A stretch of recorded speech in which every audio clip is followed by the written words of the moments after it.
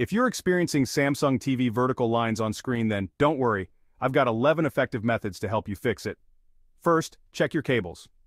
Turn off your TV, unplug all the cables, especially HDMI and power cords, then plug them back in securely. Next, update your firmware. Go to Settings, check for updates, and install any available firmware. Adjust your picture settings.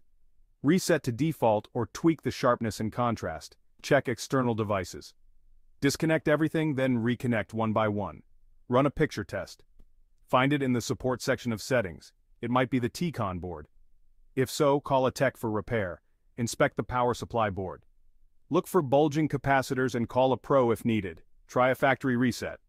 Remember, this erases all your settings. Method 10. Inspect the screen for physical damage ***. Sometimes vertical lines can be a result of physical damage to the screen itself.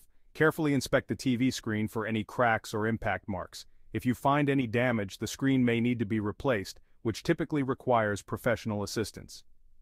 Method 11. Ensure proper ventilation and temperature ***. Overheating can cause various display issues, including vertical lines. Make sure your TV is placed in a well-ventilated area and not exposed to direct sunlight or heat sources.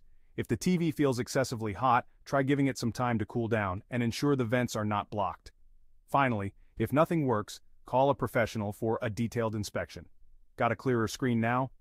Let me know in the comments.